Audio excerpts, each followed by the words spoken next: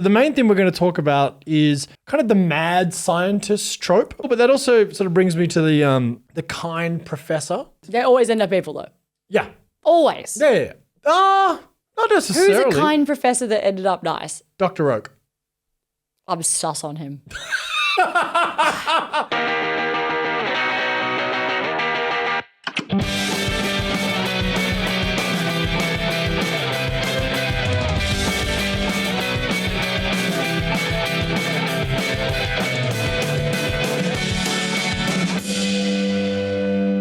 Well, hello, and welcome back to Gateway to Anime. How are you all? What's going on? We are the podcast where we throw open the gates to anime by bringing you the best new anime, as well as deep diving into the classics.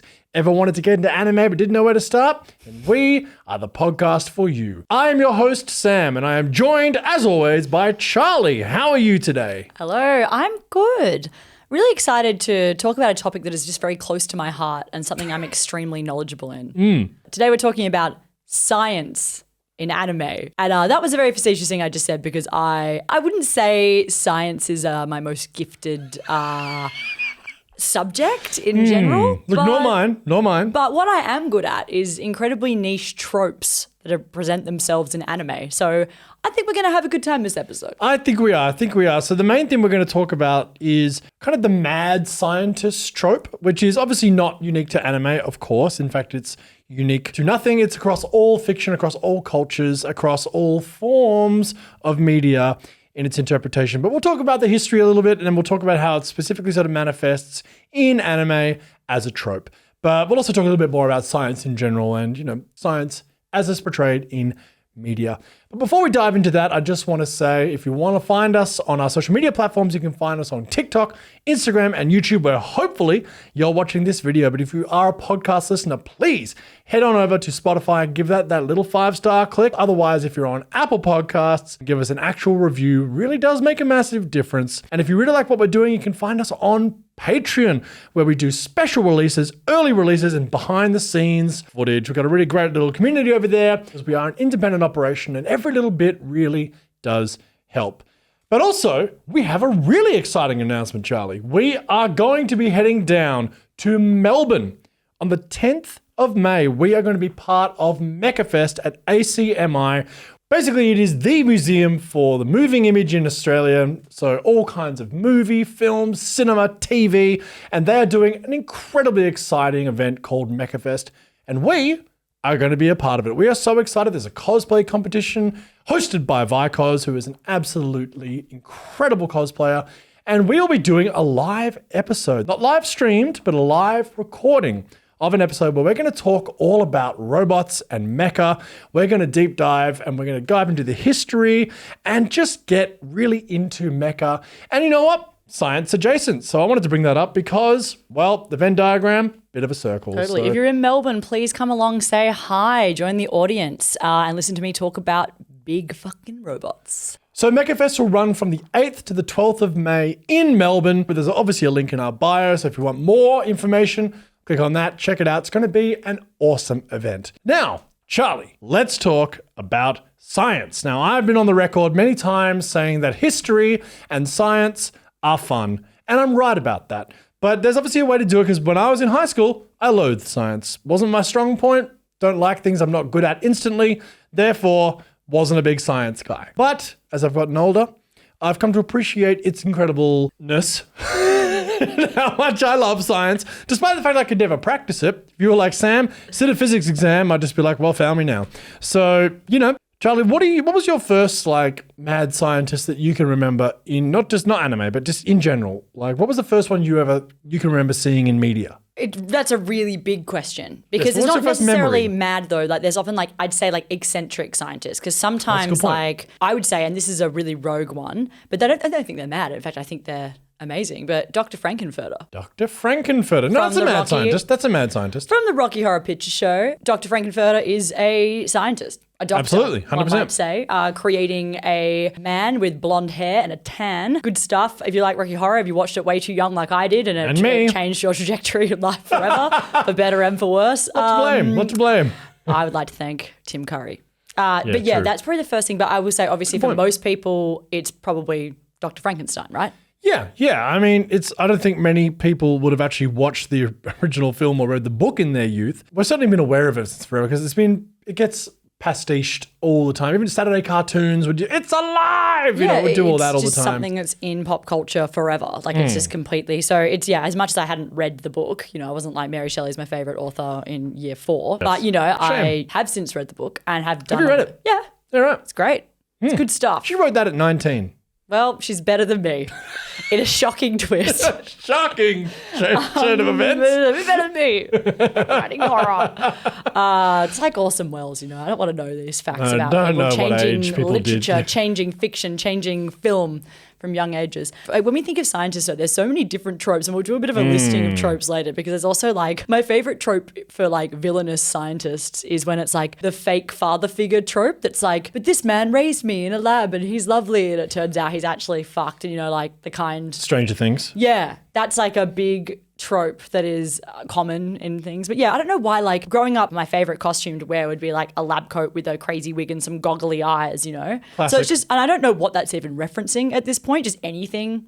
It's never gets old. I think what I like about the scientist trope in particular is like, what's funny about it is it's giving, really eccentric and over the top as opposed to, I mean, there's different versions of this, and we'll talk about how in anime there's actually so many different ways this presents. But in my head, in anime in particular, like the scientists are really eccentric and larger than life. Yes. Which often I find is probably not accurate of a scientist that I know are in real life. And also often are villains in anime. Most often, and I find that interesting as well because I mean, I guess it's more like their brilliance is being manipulated and used by an evil corporation for evil, or they've gone too far in the name of science. Like, or they're a powerful ally, but their methods are suspect.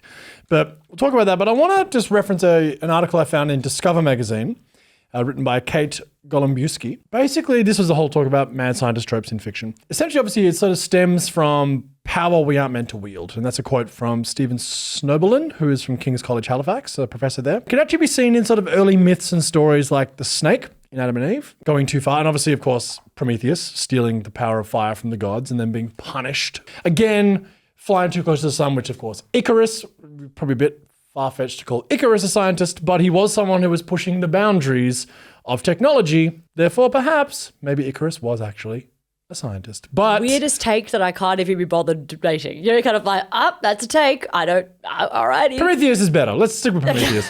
I've got a quote here from Snoberlin. So, one of the classic scenarios in the mad scientist story is that you're playing God. There's a mismatch between the power of nature and the finiteness of the human mind. So we have this problem that we don't see the consequences of our actions because we can't see the big picture. Obviously that, of course, referenced Dr. Frankenstein incredibly well. So it's interesting, he often gets like cast as like the quintessential mad scientist. He's not mad. He is driven and misguided, but he's not like many of the anime mad scientist tropes that we'll bring in later. No, anime really took this and ran with it. They took it and ran. Ran I thought there is no question. But even in history, of course, we've got Galileo, who spent the last decade of his life under house arrest for promoting heliocentrism. Of course, we've just seen Orb of the Movements of the Earth in anime, which is all about how the church tried to shut down any kind of scientific progress in respect to heliocentrism. Of course, that the Earth revolves around the sun. And we've seen all these sorts of things in the past many, many times. Of course, the German alchemist Johann Georg Faust was rumored to have sold his soul to the devil to acquire knowledge for a Faustian pact. So we've got all these historical kind of markers along the way. But of course, we've mentioned it before, but the first mad scientist figure in fiction that at least pretty common consensus is, of course, Mary Shelley's Dr. Frankenstein in 1816. That's when it first came around. And of course, it's set during the Industrial Revolution and was actually subtitled Modern Prometheus, which I didn't know. Oh. Yeah. There you go. So there you go. There's a bit of bringing it back together. Bringing it back. The modern Icarus. Modern Icarus, one might say. You can make an argument. Anyway, the word scientist wasn't coined until 1833. So Dr. Frankenstein, being a mad scientist, that term wasn't in popular usage till many decades later. Are you just so stoked right now by combining two of your hobbies, which is apparently history and science? Together at last. No one's ever Finally. done that. Graham's not here to get in my way, so I'm going for it. It was initially called natural philosophy and was all imbued with theology and philosophical notions. Sort of, that kind of kept it integrated with the rest of knowledge. So broken off into its own discipline and without moral guidance, science gets scary. Neglecting the humanities, Shelley seems to argue in her book, makes you lose your humanity. That's a quote from Gail Griffin, who is the professor emerita of English Lit at Kalamazoo College. Then, of course, after that, the next kind of, not mad scientist, because I think, again, it's not quite true, but Dr. Jekyll and Mr. Hyde, Robert Louis Stevenson. You just call it scientist tropes. Scientist tropes. Yeah, sort of the science gone wrong. Cautionary science tale. Yeah. And then, of course, when we really start to see the mad scientist trope come in is film. So film is really what turned this trope into the genre that it is. But in literature beforehand, it's more cautionary tales. Yeah, that's 100% correct. And of course, I think this really is relevant now because in our lifetime, as we speak, in fact, just at the time of recording this podcast, we've just had this huge controversy around AI and Studio Ghibli. We'll talk more about this a bit later. But it is so interesting now that we are living through, it's such a time of technological explosion in regards to computing in our lifetime. And AI is now just, where it's going, it's going to be exponentially growing, and it's so extraordinary and terrifying what's going on as we speak, let alone where it's going to be in 1 year and 5 years and 10 years. It's going to shape our lives entirely. So I think this science episode is actually coming at a really good time. Yeah, it seems like life's turning less Frankenstein and more into HAL 2001 Space Odyssey. That's like the science, true. That's where it's gone. When it comes to anime scientists, though, the reason we want to talk about this is we kept on bringing it up randomly in conversation and being like, we should talk about that. There's just so many. And obviously, because when you have anime, as we always talk about, anime is not really just one genre. It's a huge medium with many, many genres.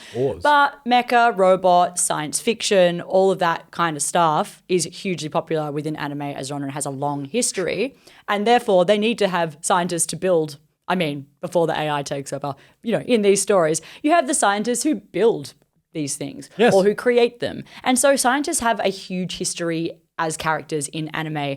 And we could go into literally any mecha. If you look at Evangelion, you're kind of there's so many characters. For this episode, the people I've chosen to focus on and talking about kind of characterization of this and how it's kind of come to be like this. A bit more varying of that. I haven't really got anyone from a big corporation. I nearly put Geto on the list from Neon Genesis, Shinji's father. Who does obviously work for a corporation, but it's a little bit different because they're kind of their business is defending the earth from destruction. It's not quite as a capitalist kind of hellscape that many others talk about.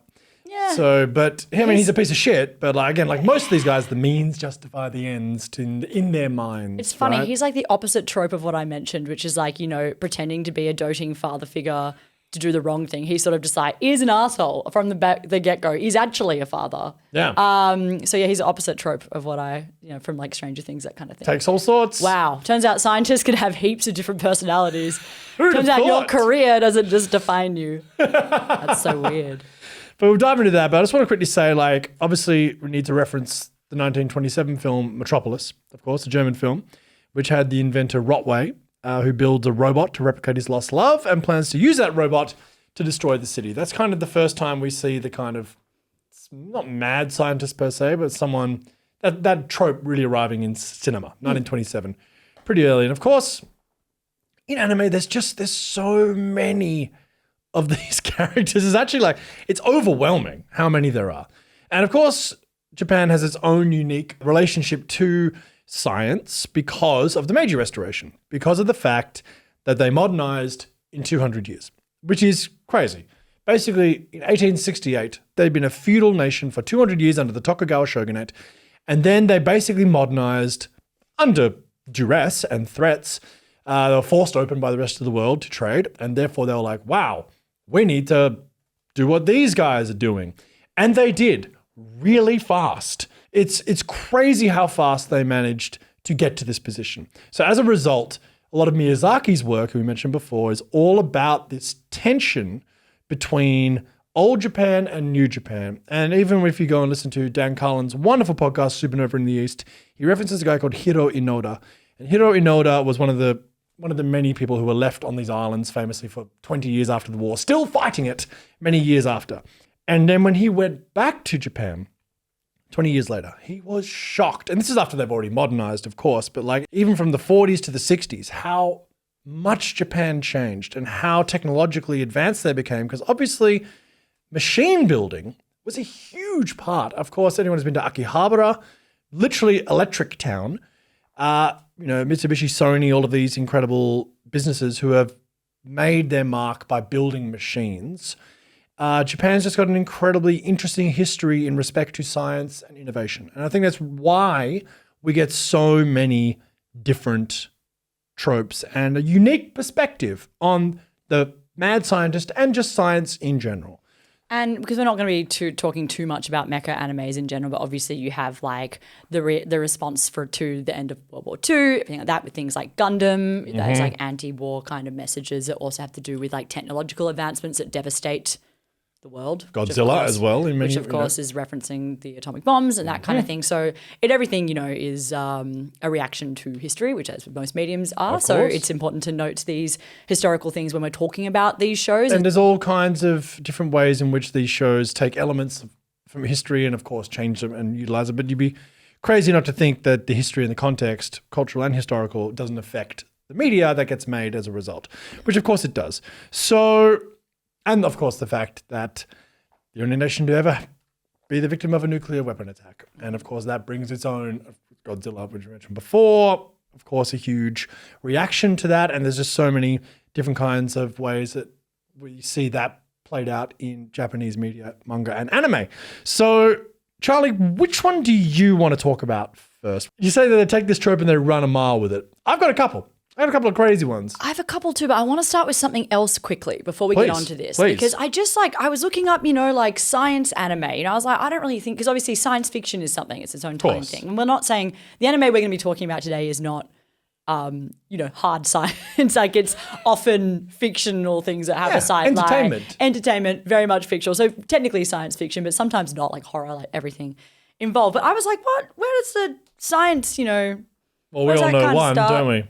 We all know one. Oh, we do. We all know the one that somehow has become the show I've almost talked the most about on this fucking podcast, despite the fact that I think it's just fine. Obviously, Dr. Stone. Yes. Is literally a science anime. It's the quintessential science anime.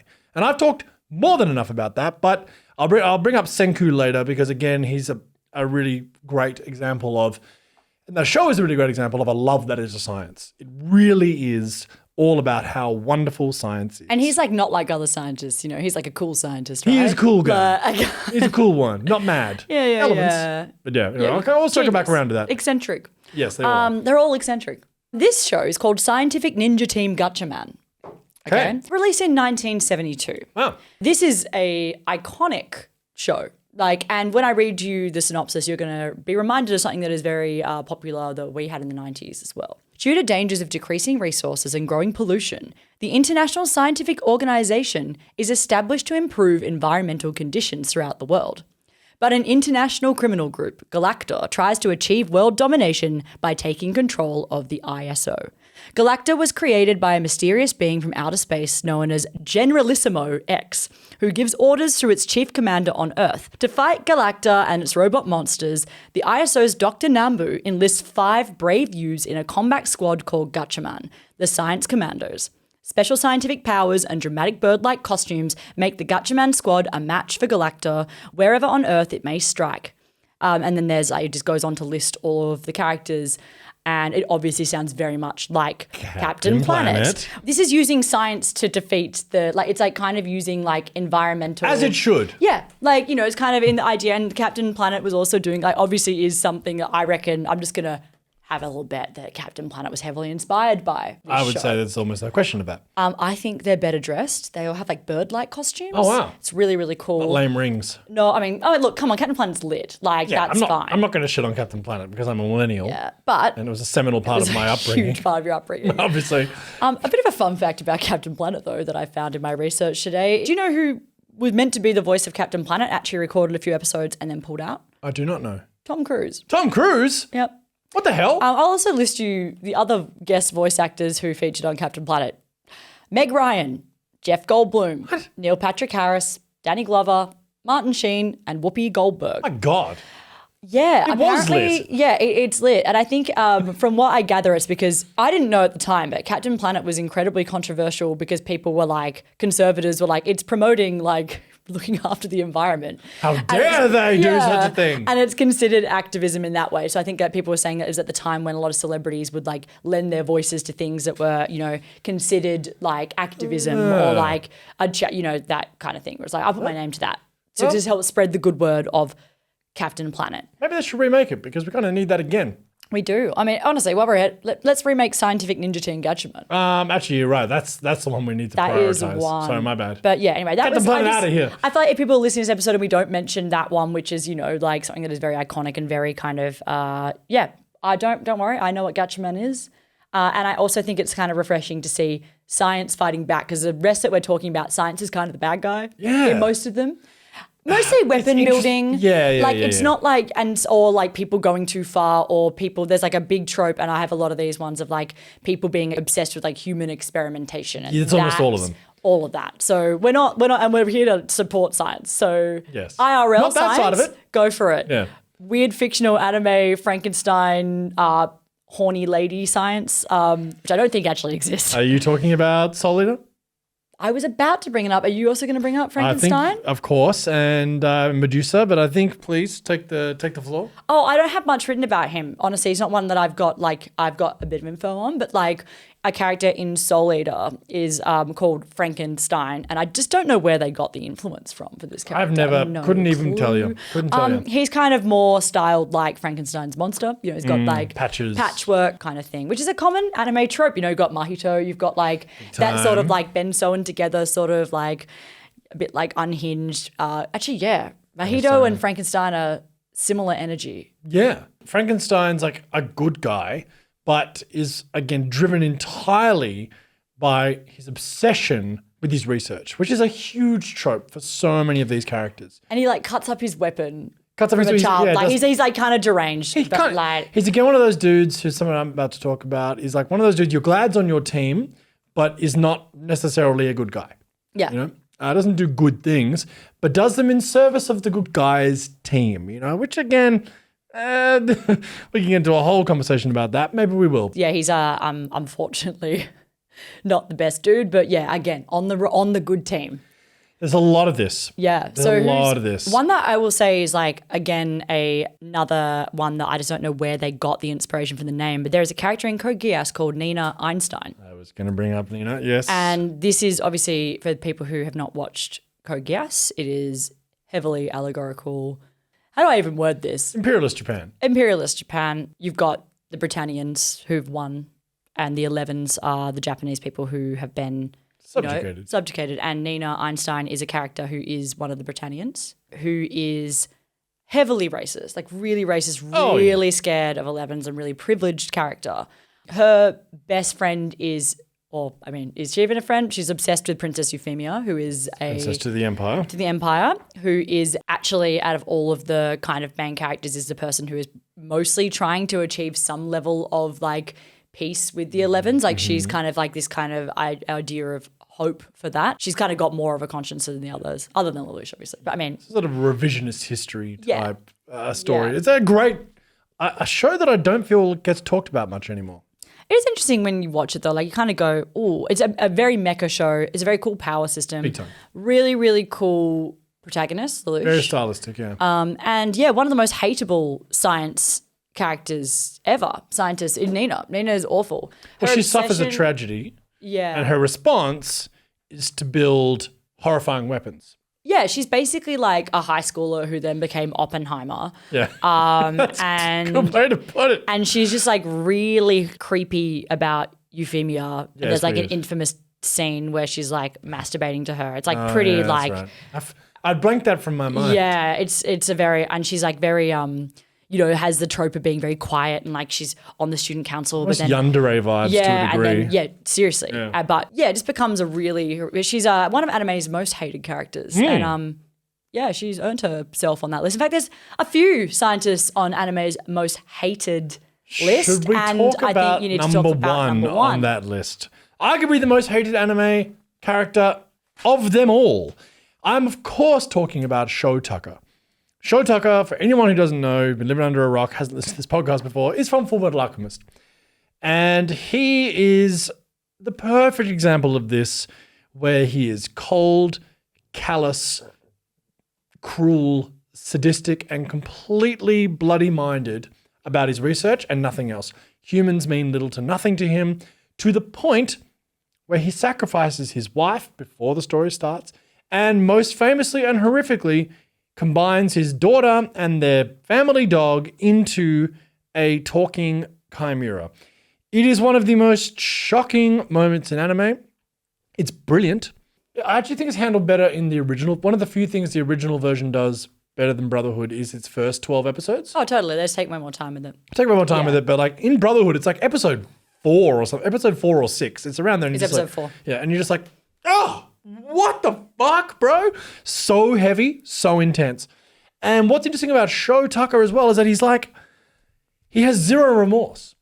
He only carries like bitterness and confusion that nobody understands his genius and like what he's doing. Is like, what do you mean? Like, and then when he has that famous conversation with Ed, he's like, we're the same, you and I. You and I, we're the same. We're driven by knowledge. You're like me. And he's like, I'm fucking nothing like you, mate. You know, and when Ed's bashing him, it's, oh man, an incredibly moving moment that has still stayed with me since the first time I watched it, in the original 2003 version, all the way up until right now. It's like horrifying moment, but a perfect encapsulation of this like science gone wrong, playing God, callous, cold, sadistic person who has no regard for anything other than furthering progress and science. And like we love to see characters like Ed, who's all about progress, and Senku, all these characters who want to make a better world. I mean, they're all scientists in Fullmetal Alchemist, aren't they, really? I mean, it's absolutely It's a science. alchemy. Yeah. It's a science world build magic system. 100% it is. But I feel like on the scale of eccentricity, Shoutaka's not eccentric, but He's a very normal. yeah, he comes terrifyingly across normal. like calm and normal, and is, you know, it's not the trope that we're kind of talking about, but he is the most hateable, most terrifying, just driven, doesn't understand. That's the thing, has no remorse for it. It's that great quote from the Nuremberg trials about Adolf Eichmann, which was the banality of evil. And that was in reference to the guy whose job it was to basically be the administrator of Auschwitz. And the guy wasn't some mustache twirling lunatic. He was just like a really effective office worker, a boring dude, and hence that quote, the banality of evil. And I think it's like, that's a really good example of what Sho Tucker is, because he's just a seemingly normal man, but underneath the mask, capable of the most heinous acts you See, could possibly imagine. I disagree with this read on Shoutaka. I think he's driven by his reputation. You think he's more reputation-based than he's research-based? Yeah. I think It's that probably he both. is aware. I think it's research-based, but I don't think it's banal about it. I think it is like the idea, I mean, he'd rather lose his daughter than admit that he's a failure. Yeah. I think it's about, like, you could say a fragile ego. Yes. In a That's world fair. which is like lauded with like scientific breakthroughs. Mm-hmm. And he sees Ed, who is a genius. Yeah, and I think he feels threatened by that. And I Yep. think that he is so absorbed in that, and he thinks he's doing it because he's like, well, there's no way I can support my family if I don't do this and he'll pass the lose next thing. his But accreditation. then, you know, sacrifices his family to do the very thing and loses sight of it due to pure ego.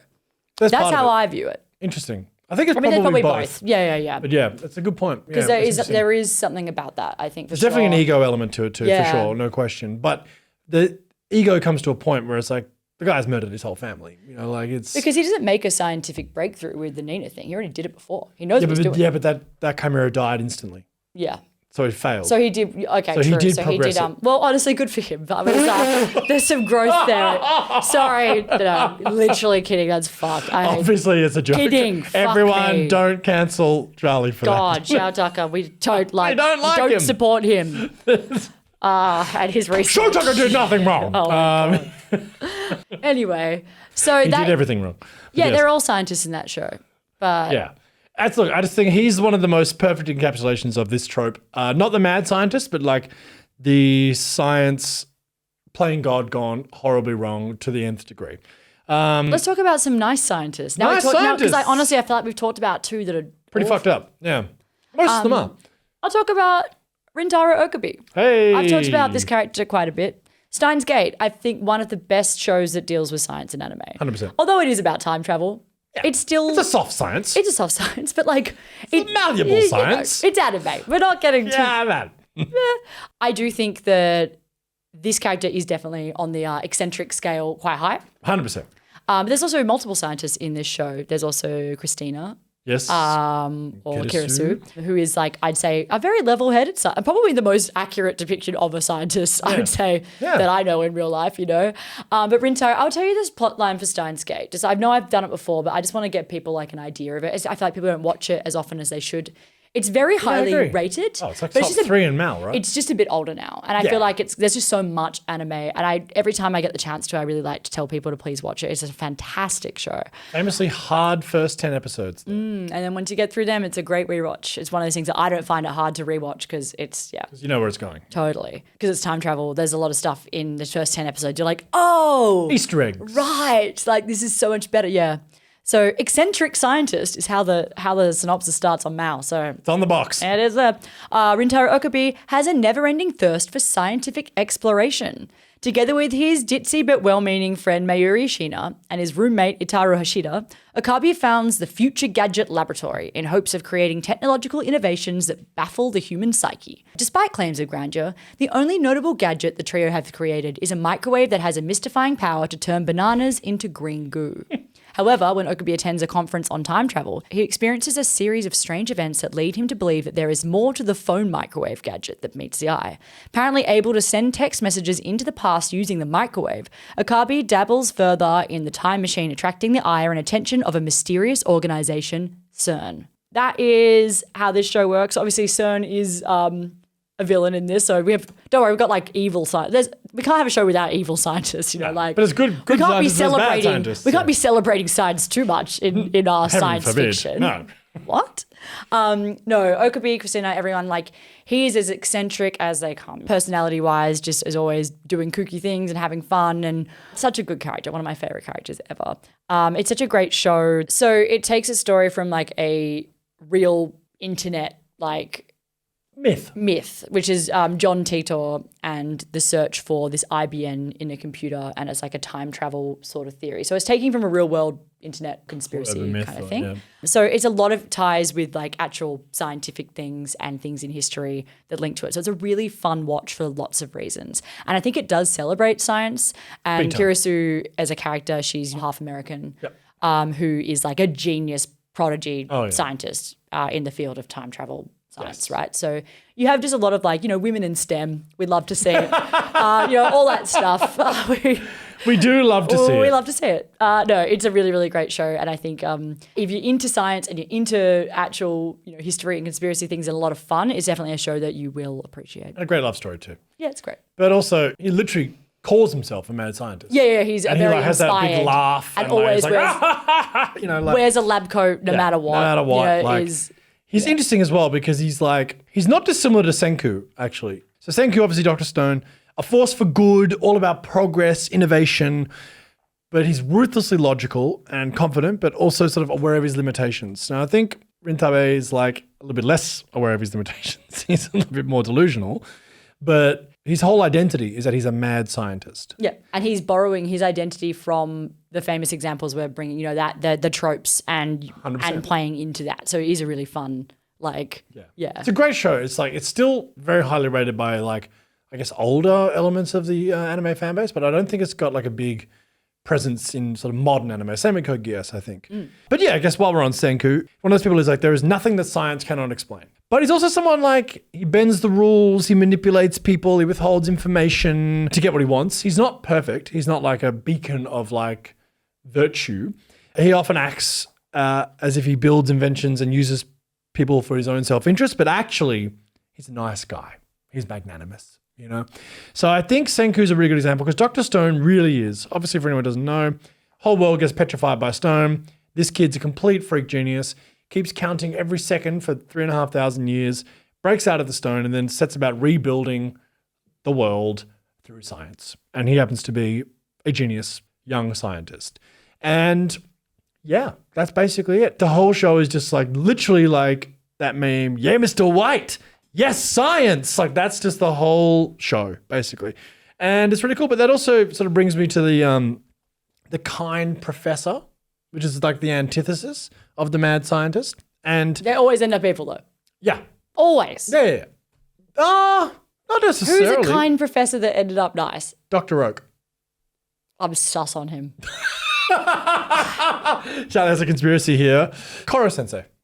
Hang on, but like he's not a scientist. Not necessarily scientist. He's an assassin. All right, what about Urahara? Urahara Kiski. Definitely not a kind scientist. Like, what are you talking? I mean, he helps the protagonist What are you talking? out. He's an eccentric little idiot that runs away and he's like deliberately vague and like to help eccentric. them all. He's so eccentric. He's not kindly. He's not like, hello, I'm the nice guy. He's not kindly, no, but he's not that helpful. trope. He's not that trope at all. No. No. But he is very much like an example of the sort of the helpful, slightly psycho. Because again, he's unpredictable. Like Gojo's not a scientist, but like he fits in a Gojo space of like incredibly powerful but very dangerous if He's on the wrong sleepy side. eccentric. Yeah. Yeah, He's fully nothing eccentric. to do with. He's not. And is he like? I mean, He's a scientist. He's literally a scientist. I know. He's the head of the science corps Okay. of the Bleach world. Okay, fine. But what about? Hang on. In Bleach, isn't there? Glad you asked. There's also- Kurotsuchi Mayuri. Yeah, I was gonna say Mayuri is the cooked one, right? What about Aizen? Well, you could argue Aizen's a scientist too, but he was never part of the science No, group. but Aizen's giving kind scientist who turns out to be evil. Yes, he does. That is the trope. Okay, that's fair. Yes, that's true. You found that trope. Thank you. There And you that do. Urahara is not that. No, Urahara is the enigmatic, like kind of He's eccentric. yeah, the eccentric, enigmatic, mysterious character. Genius. But genius, but he's on the side of good. He's But giving like Criminal Minds, that guy. You know, like that's the vibe. yeah, he's given that. My favorite trope of all time is definitely like NCIS goth forensic scientist girl. Oh god, yes. We don't have many of them. Actually, we have some in anime. Persona 5, you have the Doctor. Thank God. You have Where's Zoe Hange from Attack on Titan? big one. Yeah, big one. Anyway, Huge one. We'll go back to this. We'll come back to her. But Mayuri Kurotsuchi in Bleach. So basically, he's actually freed from prison by Urahara. Kind. And he was in prison. He was imprisoned due to his sadistic and cruel experiments on others. Wow, classic. Yeah. But he was free because of his genius. And this is quite an interesting trope, and it's something we'll talk about from one of the other big three members. But he's obsessed with gaining knowledge and has little to no regard for human, Shinigami, or Hollow, or Quincy life. Sees everything not as a living being, but as a subject for research. As a scientist, he loathes the concept of perfectionism, as he believes that achieving such a state leaves him with nothing to strive for, namely imagination, knowledge, and improvements which result in nothing but despair.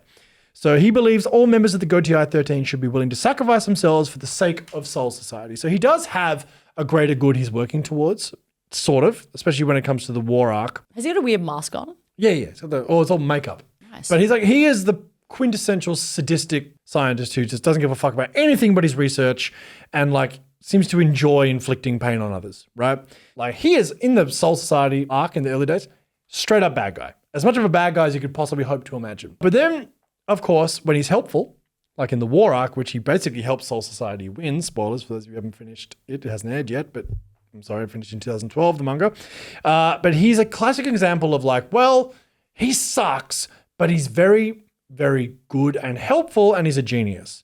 And then when you even consider the fact that Unit 731 existed during World War II, the Japanese used to conduct some of the most heinous experiments on Chinese prisoners of war. And when the Americans discovered this place, and I would say don't Google this, it's like it'll ruin your day, the things that happened there. But basically when the Americans found him, they pardoned all of those doctors and scientists, took the research and brought them to America. And when you look at it like that, you see this trope happen all the time. And that's what happens literally with Kurotsuchi in Bleach, and it's a trope that Orochimaru, who I'm about to talk about, I was same about to thing. say, I've been thinking about this nonstop. Orochimaru, why? Like, did he ever get punished? Nope. Nope. Why is Sasuke getting hauled over the Dude, coals? in Boruto, he has a parent-teacher night. I mean, that's punishment enough, Remember right? when he killed 60 Am I right? children? And everyone's like, nah, don't worry about it. Get him in here. I think about this all It's the fucked time. up, dude. But it's the same thing. I was actually reading someone was talking about this on TikTok, I think. Shout out to whoever was having this discussion. Yeah, someone was like, was he just at like Naruto and Hinata's wedding? He was. Yeah, like just He was. Like who was he sitting next to? They're like, Who was he "Hey, placed at? What Orochimaru." table Like, was he it at? is so awkward. He wasn't at Tsunade's, I hope. Like, wow, this sucks.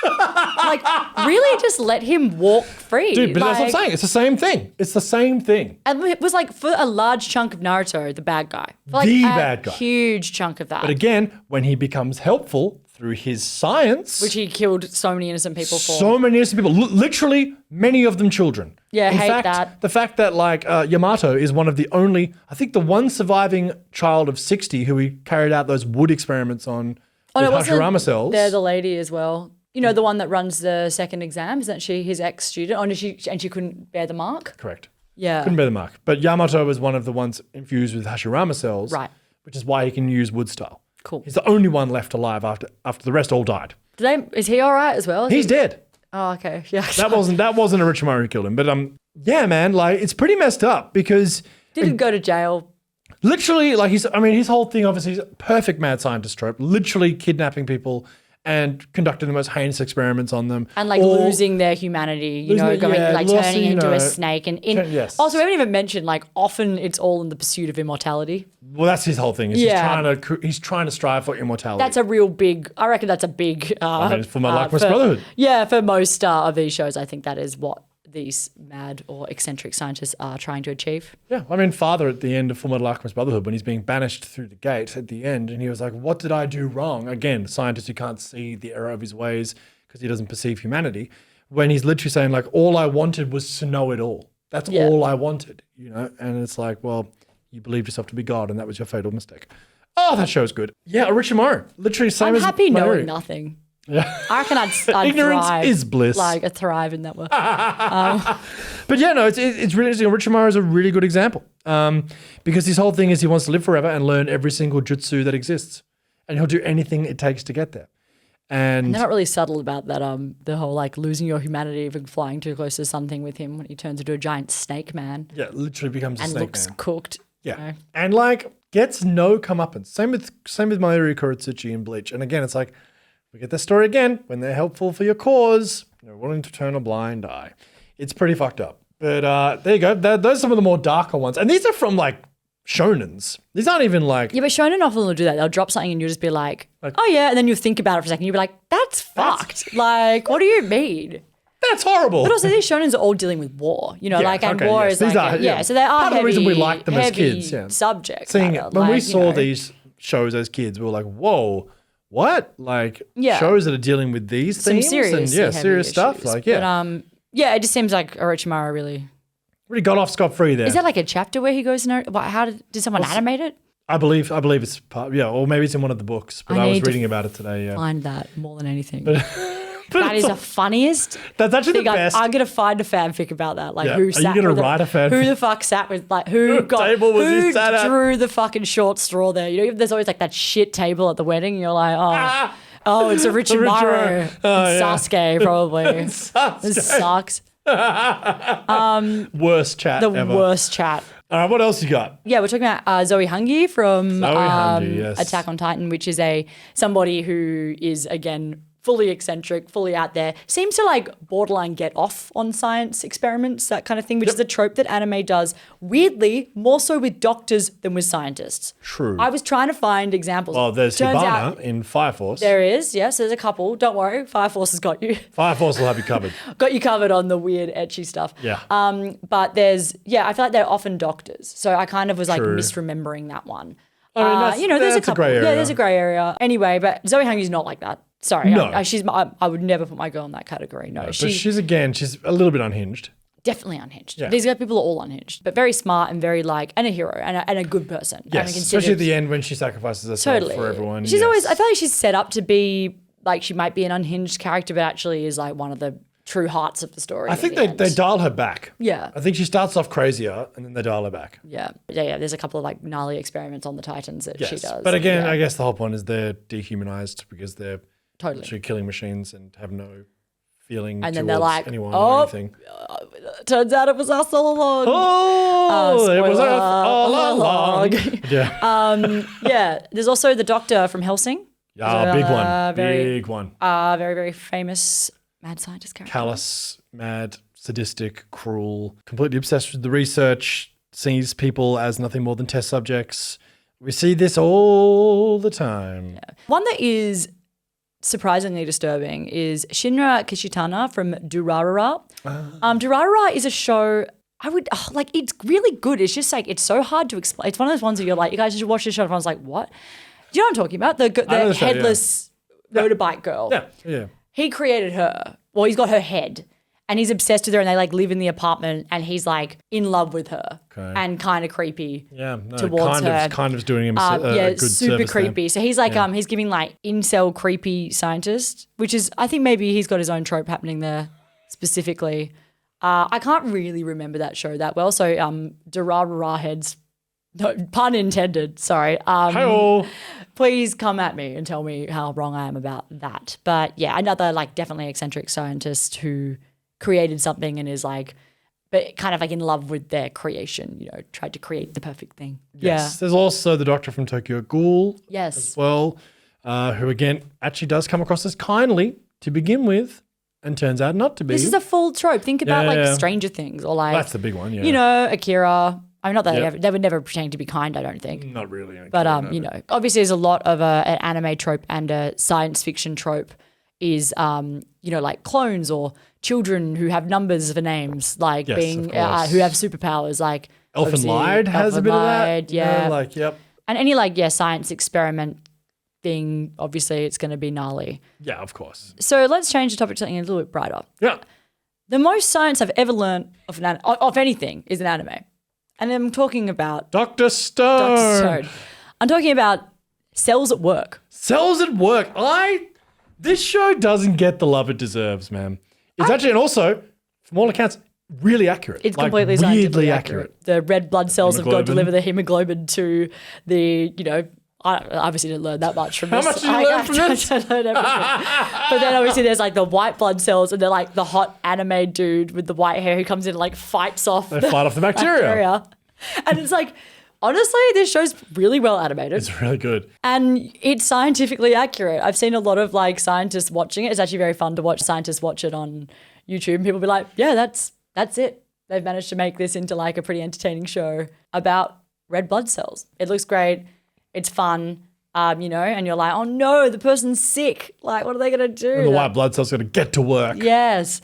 It's really good, actually. I watched the whole first season back in, it must have been 2016, around there. Yeah, it was a while ago. 16, 17. It was good. I never watched the second season. There was a spin-off as well. This is the whole world. And you're right, incredibly science-based. Yeah, well, I mean, it is. It's just like, that's science. Yeah. It's probably the most science more than Dr. Stone. we've talked about this whole time. Definitely more than like Fullmetal Alchemist Brotherhood or Bleach. Or Naruto. There's also like, I was kind of like trying to find like realistic depictions of science and like, it's hard not to get into science fiction because obviously like Planets is like a hard science fiction, which is about like in 2075, space travel is no longer just a dream. It's like an everyday reality.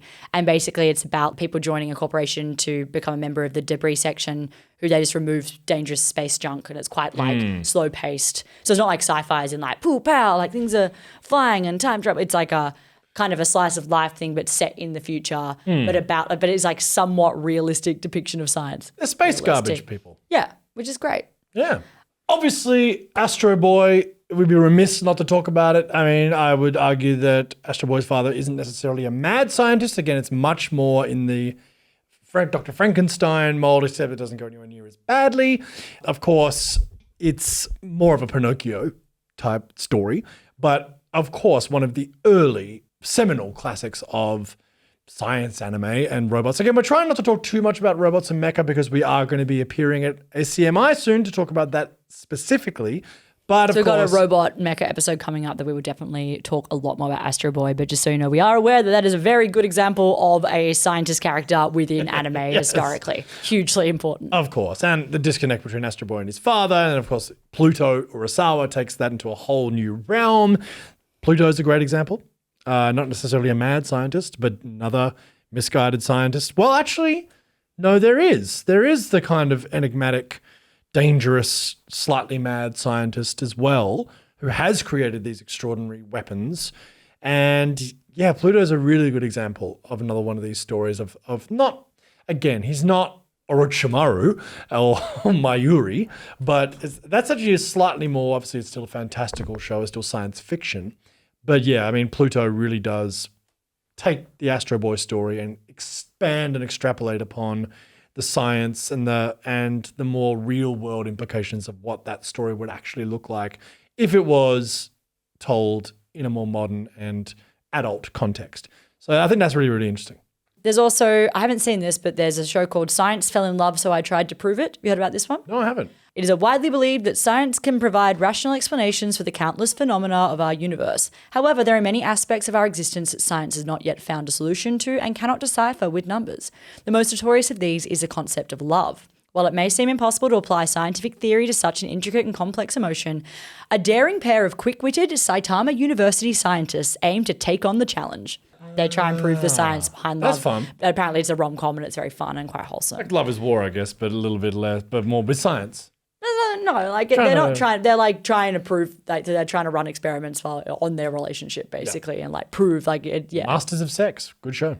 Science Science we love. Yeah. So I guess the takeaway of this is that science is a thing that exists in our world and all around us.